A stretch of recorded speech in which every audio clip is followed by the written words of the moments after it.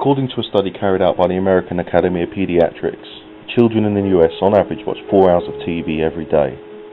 More importantly, most American children spend more time sat in front of a television every week than they do at school. The UK doesn't fare much better. Just under 50% of 11 to 15-year-olds have a TV in their bedroom. In fact, it is believed that they watch a whopping 53 hours a week if game console time is included.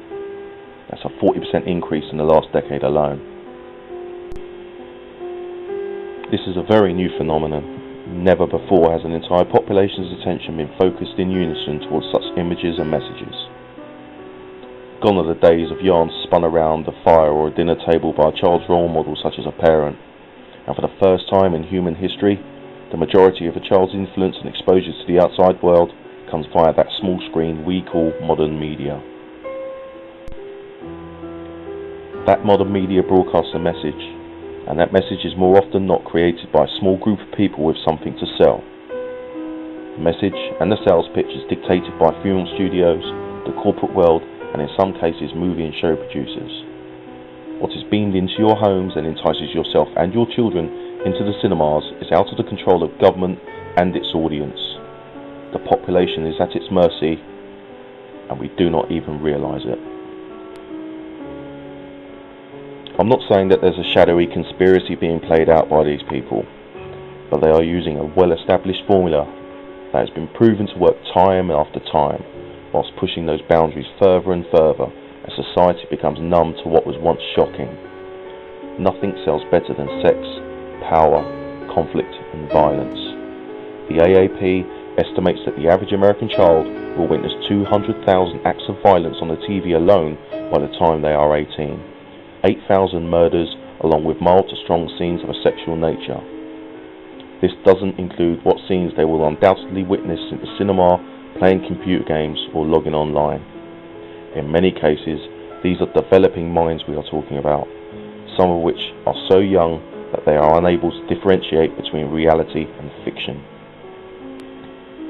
How can anyone deny that constant exposure to violence from such a young age is not a bad influence on the young mind and society in general? The fact is, no one denies it. Study after study has concluded that prolonged exposure from an early age to fantasized violence has a negative effect on the developing mind. Now, I'm not arguing that any one particular movie or computer game is going to reduce a fragile mind to a psychotic baby-eating hit-and-run driver, nor am I saying that millions of teenagers are going to turn into such a beast of a being, but over time, it is sure going to create some of these people whilst desensitizing countless others.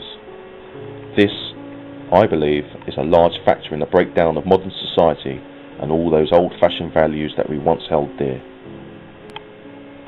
These messages of violence and immoral behaviour are relentless, and something neither you nor I was ever exposed to on such a consistent level.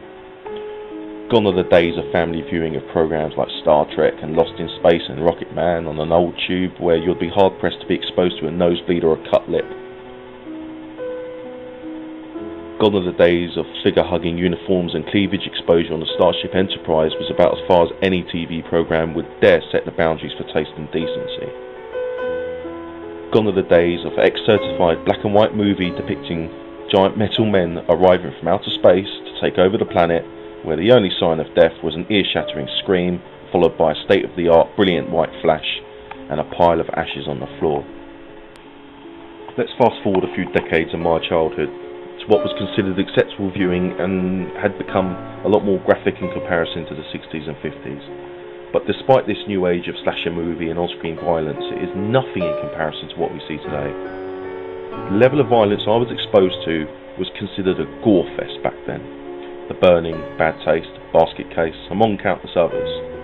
But they were a novelty. They were movies that never made the TV or main screens at my local cinema. These movies weren't available on every high street via a well-established rental company. They didn't have a multi-billion-dollar merchandise industry hanging on its coattails, and although there was a degree of glorification, there was also a shock factor involved. Today, these movies would be considered tame. Movies 10 times worse are being churned out at an alarming rate these days. Movies that would have been banned before the first VHS or Betamax tape went into production just 20 years ago. Film classification boards are now passing movies 12A or 15 certs that will once be considered strictly adult material just a few decades ago. Today's viewers are sophisticated and action-hungry. Many wouldn't even flinch at a rape, torture or decapitation scene, which would once have sent an audience screaming out of the room or the cinema.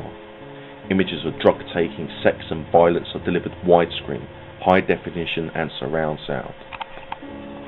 Violence has become entertainment. Violence has become fun.